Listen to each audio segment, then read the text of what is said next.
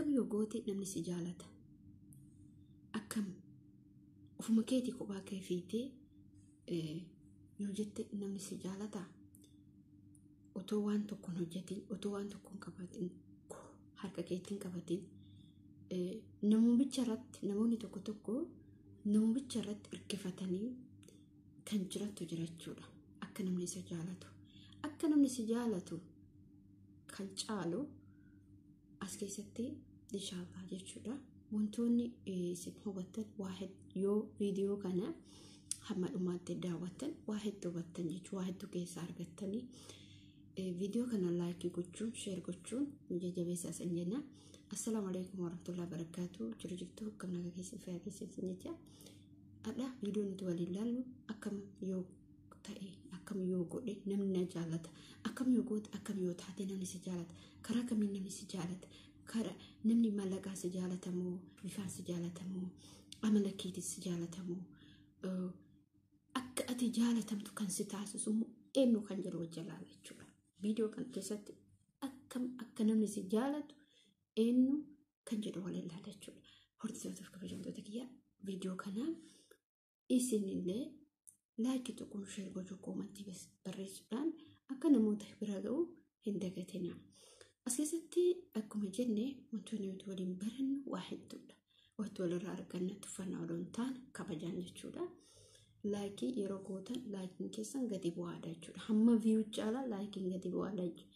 Fakkeenya view gaafa 200 gale like keessa yookiin 20 jira yookiin 30 jira. Like sababa biraa jira jechuudha. Kanaafiyyuu akkam yoo ta'e namni na jaalata akkam yoo godhe karaa kamiini kan jedhu kuni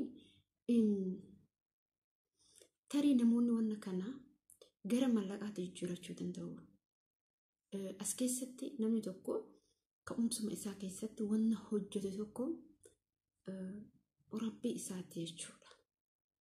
Rabbii keetti amanuudha. Waan gootu hunduma keessattuu waan feete ta'e waan gootu hunda keessatti yoo rabbii kee kadhatin wanni hajante hundi siin taatu. Maaliif hojjettanii kadhaa rabbiitu kadhaa rabbiitiin as kenne rabbii siin nu ga'e kan nu nyaachisu kan nu uwwisu riskii inni ganama sii katabe kan doktora ta'e kan waa maate kan hojjennee waan hundumaa ta'e kalaqa isaati. Asirratti garuu kan duroomsu kan huyyoomsu kan fayyaa kennu rabbii tokko jechuudha. Namoonni tokko jaalala jedhaniif fiigu. Dursa ati rabbii keetiif jaalala qabaadhu. Booda jaalala namaan dhaqqabda. Hojii tokko hojjechuuf waan tokko godhu dursa rabbii kee kadhadhu. Ka'umsa waan hundaa keessatti rabbii kee kadhachuun dagatee. Otoo balaan tokko keessatti seenaa wayiitu jira. Seenaan sun dheeraadha. Fakkeenyaaf ati waa hunduma keessattuu dursa rabbii kee kadhadhu jechuudha. Namoonni tokko akka namatti ta'anii maal jedhure namni nan jaalatu yookiin immoo waan hojjetu suni akka inni fudhatama qabuuf akka inni galiitti argatu akka yoo nitti barbaade yoo wantoota adda addaa barbaade yoo hojiis qabaate wantuma kana keessattuuyyuu inni si fayyadu dursa rabbii kee kadhu. Gaaf rabbii kee kadhattee waan sanatti seentee wallaahi inni najaa si baasa. Viidiyoo kana maaliif hojjedhu isinitti fakkaata? Mucaa wayiitu jira. Marraa miskiina kan turte jechuudha. Quraana qaraatti salaatti rabbii isii kadhatti. Mana isiin jirtu san keessaa maatiin hin jiru. Jechuun ijoollee hedduun qabanii ijoollee namoo maal qabanii. Mucaan kun gaafa kana xiyyeeffannaan isii karoorri isii gara ba'uutti yookiin immoo mana sanii baduutti nama miskiina yaada isiitirraa akkatti nama tokko hin beekne jechuudha. Mucaan kun kaatee badde. Gaafa baddu kana keessatti dubartiin isiin bira dalaydee yeroo duraatiif fayyaa qabdu turte. Yeroo isiin fayyaa dhabde san bira dhaabbatte gaafa isiin fayyitee jetti kaate bira badde jarana namni kun quraana beekaa quraana dubbisa jedha malee namni rabbiin hin beekne jira jechuudha. Maal hojjetan baleen kiyya dubartiin suni dhibeen isii dhibee amma zamana kan dhibee hin beekani yoo maqaadha himaateetu dhagaa waan ta'eef waan viidiyoo kana hordofanii dhibee san qabda jechuudha. Dhibee kaarraa ka'u warroon afaan kiyya beekta. Namitiin sun qarree geettee jechuudha waggaa kana. Qarree geettee irraa ba'anii kan jedhan rabbiin isin deebise. Garuu gaaf balbala qabriitii isin deebitu san balbala qabrii sanii deebitee har'amoo namarratti sharri dalaydde. Maaliif rabbii kee kadhadhutti rabbii keetitti kufi? Maaliif jedheewwan kana gocha mucattii sanarratti raawwattee erga isin baatee warqii kiyya fudhatteettee meeshaa kee fudhatteettee dhayixxee galmeessitee iyyannoo isii galchite jechuudha. Garuu jette afaan isiitiin mana kana dhuftee jettee beekaa? Yoo qabanii jedhan jette ani waan hundaayyuu mallatteessa jirette. Akka isin meeshaa kee fudhattee battee fi meeshaa warqii kee harkaatii fi qarshii 1000 fudhatteette.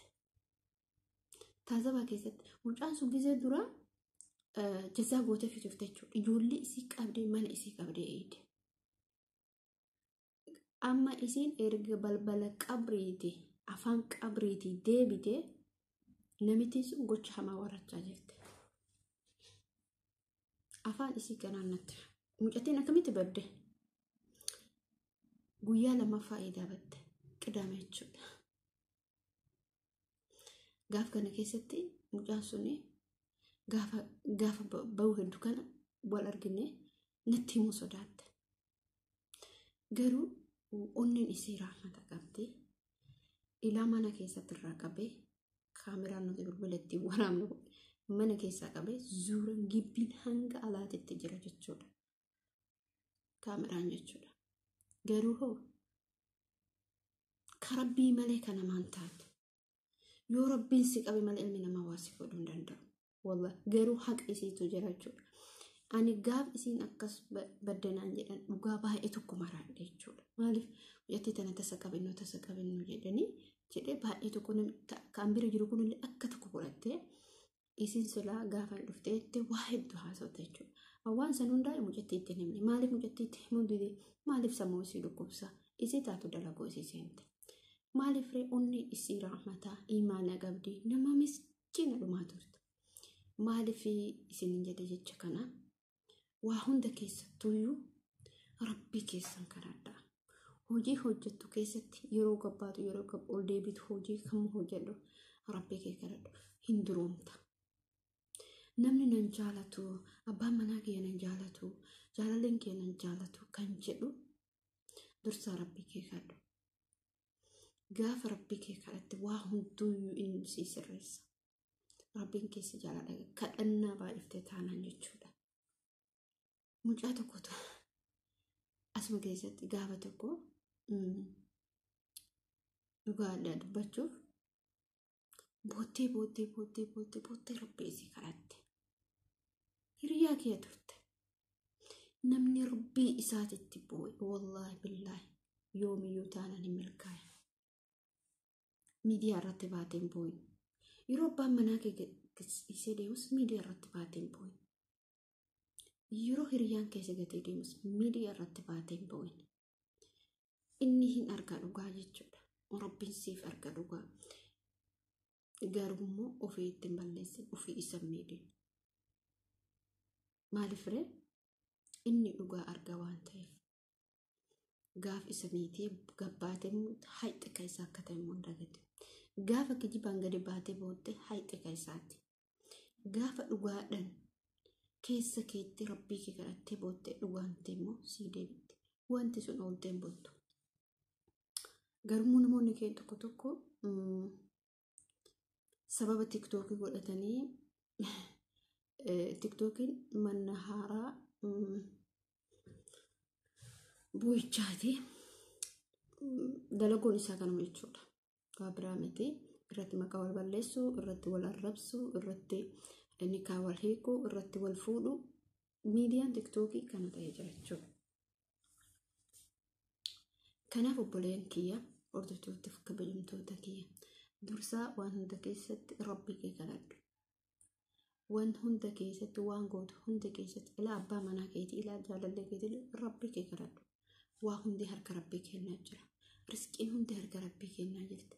Gaafa mootu yoo akkanumatti teennee nuti yaaduma maal jennee naa taruu diddee maal ta'ee hojii baqa hin jiraa miti.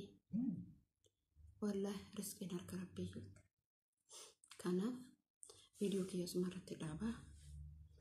Hamma viidiyoo biraatiin walitti deebinutti nagaan tura. Viidiyoo kiyya like, share, subscribe gochuu hin dagatinaa, comment barreessuu hin dagatinaa. Baisin jaaladhaa, baisin kabajaa. Assalamu alaikum warahmatullahi wabarakatuh.